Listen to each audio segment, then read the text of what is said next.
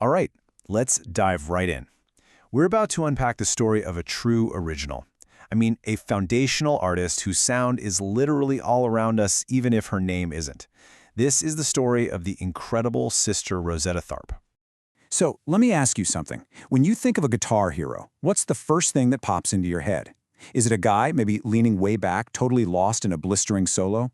Yeah, we see that image everywhere. But where did it actually start? That's the real question we're digging into today.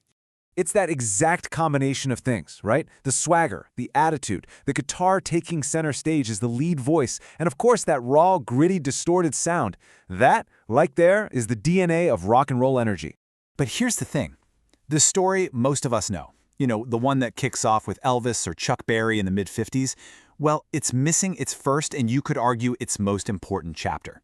The official history of rock and roll, it's not the whole story. Not even close. So let's start at the real beginning with Sister Rosetta Tharpe. We're calling her the original sonic architect because she wasn't just playing songs. No, she was building the very framework for everything that came after. I mean, this metaphor is just perfect. She isn't just another brick in the wall of rock music. She's the steel frame that the whole thing is built on. Without her, the entire structure would look completely different. It might not even be standing. And a key piece of that foundation was her sound. Way before anyone else, she discovered what we could call sanctified distortion. She was pushing the technology of her day, these early tube amps, right to their limits. And she found that the fuzzy, overdriven sound, that wasn't an error. It was pure emotion. It was spirit. And you can literally draw a straight line from that innovation to the music we have today. That sound she pioneered in church, well, it didn't stay in church. It became the genetic code for pretty much everything, from blues rock to grunge and even heavy metal. But it wasn't just about the sound. Get this, she also created the very performance blueprint for what a guitar hero is. You know all the things we associate with rock stars? She did them first. Before her, the guitar was just in the background, keeping rhythm. She yanked it front and center, made it a lead character in the story. And the showmanship, the flair, even iconic moves like the duck walk. Yeah, that was all her. But being this revolutionary, it definitely came with a price. To create this whole new art form, she had to cross a line that a lot of people in her community saw as absolutely sacred and untouchable.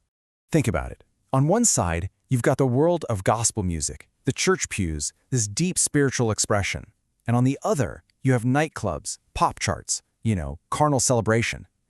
Sister Rosetta dared to live and perform in both of those worlds. She built a bridge between these two worlds, playing her spiritual music in secular venues, like the famous Cotton Club.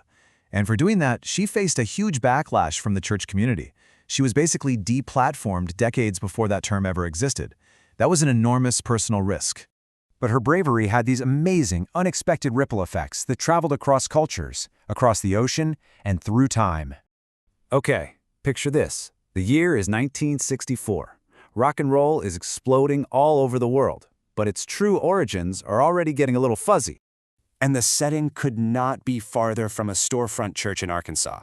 We're at a makeshift stage on a disused railway platform in Manchester, England, and it's pouring rain. And that's where Sister Rosetta Tharpe plugs in her electric guitar. And watching her, either right there in the rain or on TV, was a group of teenagers who were about to change music forever themselves. We're talking future legends like Eric Clapton, Keith Richards, and Jeff Beck. They were all there, taking notes, soaking up every single bit of her sound and her style. So when we talk about the British invasion, that raw, bluesy sound that completely took over the world, the source is crystal clear. A huge chunk of it was these young British guys trying their best to copy the power and the technique of Sister Rosetta Tharpe. And her defiance created other ripples too. Back then, the electric guitar was this brand new piece of tech. It was seen as a complex, powerful, and very masculine machine.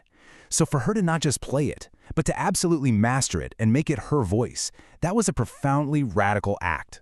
Her story also shines a light on a hidden history within rock music. She was navigating these really complex queer identities while being a massive star in the church. It just adds this incredible layer of subversive resilience, It shows that some of music's loudest, most aggressive, world-changing sounds came from someone at the intersection of so many marginalized identities. And all of this brings us to the central irony of her story. Because despite everything she did, for decades, her incredible contribution has been, for the most part, a silent legacy. This quote just nails it. Even when her name isn't spoken, her influence is still right there, conducting the energy and the sound of so much of the music we listen to today. She's the electricity in the wire, the vibration in the air. So, I'll just leave you with this question to think about. The next time you hear a searing guitar solo, that perfect crunchy distortion, or you see a performer just command a stage with nothing but 6 strings and a whole lot of swagger, who are you going to hear now?